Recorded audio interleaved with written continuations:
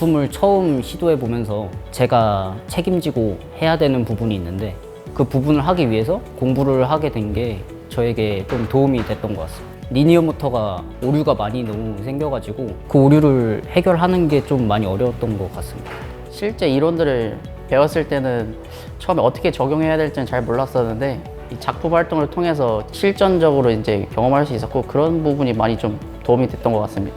일단 서로 다 같이 고생했고 이것을 발판을 삼아서 다들 좋은 데 취업했으면 좋겠습니다. 처음에는 이제 되게 막막하였는데 선배님들이랑 같이 이야기도 하고 더 많은 시간을 투자하다 보니까 하나씩 해결하는 거에 있어서 보람을 느꼈던 것 같습니다.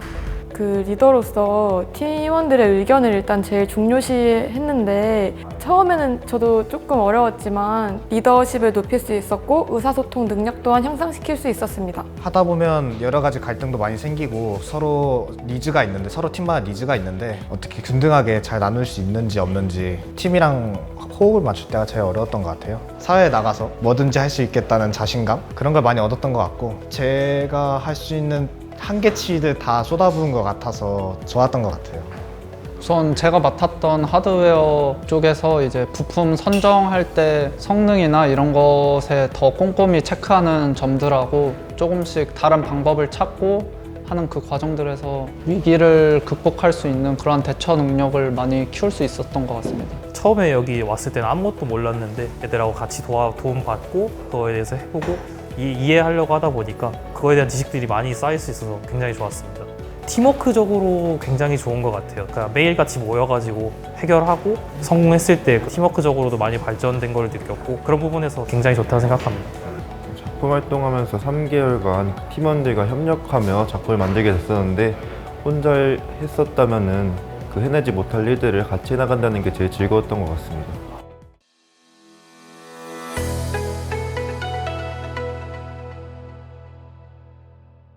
저희 팀의 주제는 베어 웨이퍼 이물 검사 장치로 웨이퍼를 웨이퍼 암으로 이송시켜 다크필드 박스 안에 넣은 후 그 후 레이저를 쏴서 웨이퍼 위에 이물질을 검사하는 것입니다.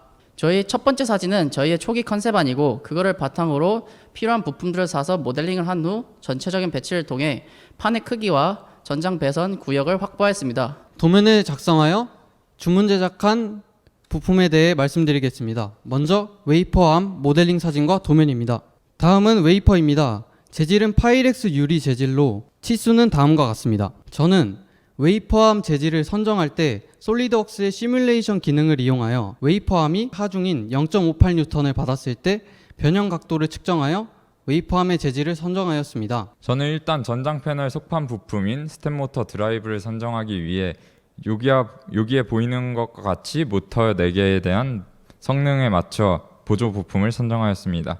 저희는 작품과 전장을 한눈에 볼 수 있도록 하단판에 고정하는 설계를 하였습니다. 설계에서 전장 공간을 지정해 주었고 전장 공간을 기준으로 부품을 배치하였습니다. 저희 제어팀이 GX웍스2를 선택한 이유는 첫 번째로 실습 과정으로 활용한 프로그램으로서 접근성이 용이하다고 생각을 하였습니다. 두 번째는 PLC 기반 제어를 사용하는 것이 순차 제어를 하는데 유리하다고 생각을 하여 선택을 하게 되었습니다. 먼저 리니어 모터를 제어할 때 PLC 문제점에 대해서 말씀드리겠습니다. PLC는 0.1초 단위로 제어가 되고 서브모터 RC 제어는 0.01초로 제어해야 가장 부드럽게 작동이 됩니다. 하지만 PLC 모터 출력을 사용하게 되면 동작이 부자연스러워진다는 단점과 NPN 형식이어서 접점이 붙으면 0V이기 때문에 조건 제어를 하기 힘들다라는 문제점이 발생하였습니다.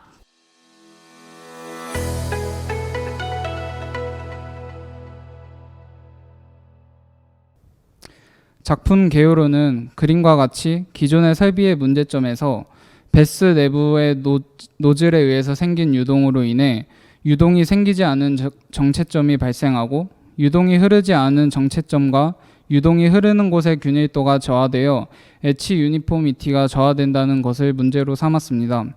저희는 이 문제에 대해서 개선의 필요성을 느끼고 정체점을 낮추고 식각률을 올리고 엣지 유니포미티를 향상시키는 것을 목적으로 시작하였습니다.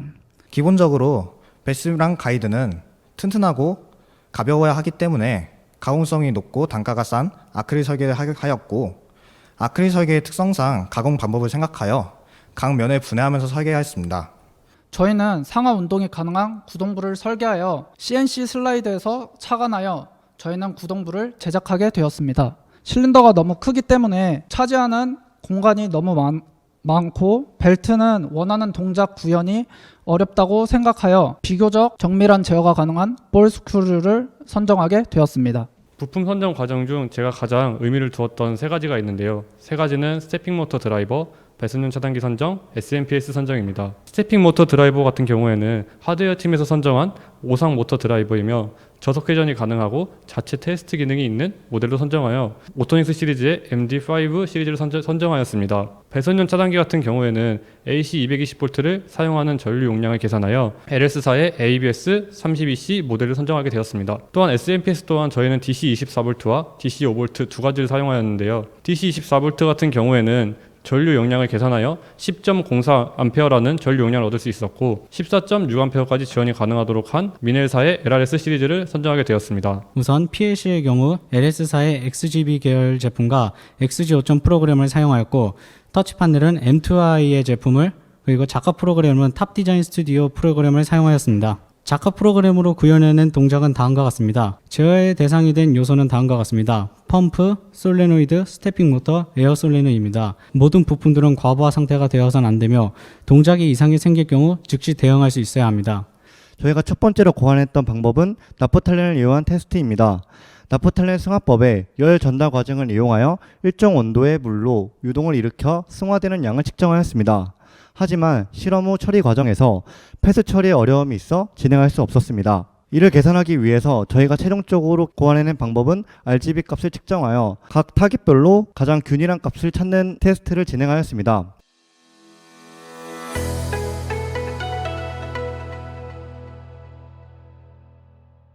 저희는 개선해야 될 점을 생산량, 파티클 두 가지로 잡았습니다. 생산량은 기존의 한 개 헤드에서 두 개로 늘려주는 더블 헤드 시스템, 파티클은 웨이퍼를 세척함과 동시에 패드를 세척하는 패드 클리닝 시스템을 중점으로 잡았고 이로 인해 생산성 증가와 수율 향상을 하는 기대 효과를 가질 거라고 생각하여 시제품을 제작하게 되었습니다. 저희 조는 틀을 합판으로 잡았습니다. 그 이유는 합판이 다른 재료와 비교해 보았을 때 강도는 비슷하지만 가격적으로 훨씬 저렴하기 때문에 합판으로 선정하게 되었습니다. 그리고 합판의 방수 대책으로는 합판에 코팅이 되어 있는 태고 합판을 사용하였고 또한 추가적으로 시트지를 붙여 방수 대책을 마련하였습니다. 실린더 선정 시 고려사항이 있었습니다. 제일 중요하게 생각한 저희 헤드의 무게 약 700g이었습니다. 그리고 두 번째, 설계도를 보며 행정 길이를 75에서 100으로 설정할 수 있었습니다. 전장 개통도를 작성해 보았습니다.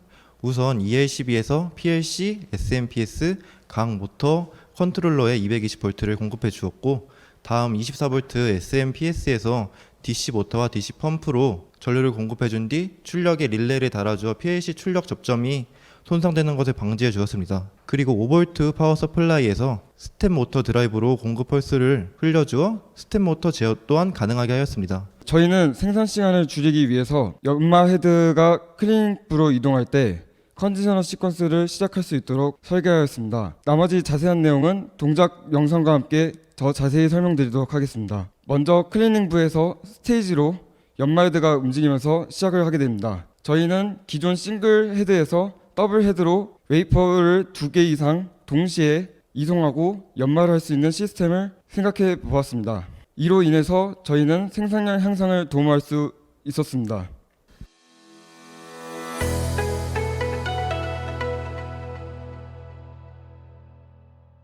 저희의 과제 목표는 첫 번째, 온도 검출 시스템의 경량화, 두 번째, 4분의 1인치 이하에서도 온도 검출이 가능한 점, 세 번째, 측정 대상체와의 고정 방법을 개선한다는 점입니다.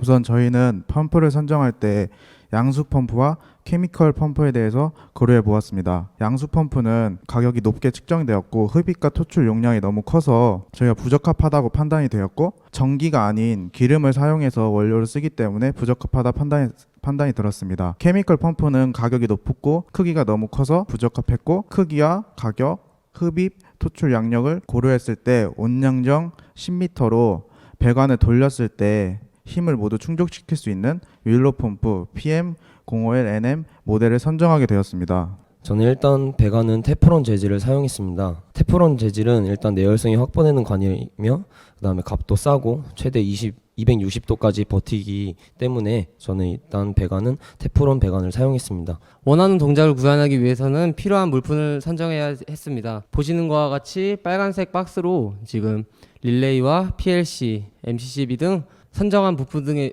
각각의 사양들을 정확히 알 수 있는 제품들이 중요하다고 생각하기 때문에 저렇게 빨간색 박스로 표시를 해 두었고요. 처음 구상했던 것은 HMI 화면을 통해 장비의 펌프와 히터를 구동하며 센서에서 읽어오는 데이터들을 수집하여 그래프 형식으로 변환된 모습을 HMI에서 볼 수 있게끔 해보려 생각했습니다. PLC는 LS 산전사의 XBC DN32H를 선정하였습니다. 접점 수와 가격 그리고 통신 방식을 고려하여 선정하였습니다. 전원은 DC 24V를 사용했으며 통신 방식은 RS485 통신 레더 다이어그램 형식의 프로그램 언어를 사용했습니다. 초기에 설계했던 구조입니다. 이 설계를 하지 않았던 이유는 전장 부분의 넓이 계산을 실패하였습니다. 그래가지고 가로 부분을 900에서 1100으로 늘렸었고 그리고 배관 연결의 한정성 때문에 2층부에 큰 구멍을 하나를 뚫고 배관이 지나갈 수 있는 통로를 만들었습니다. 다들 열심히 노력해서 하나씩 해결하다 보니까 그 과정 속에서 내 부족한 점이 뭔지 힘든 점들을 다 이겨내고 올라가는 과정은 고되지만은 올라간다면 나중에 더 높은 곳으로 올라갈 수 있기 때문에 캡스톤 디자인을 한 단어로 표현한다면 성공, 과정, 성취감, 계단, 도전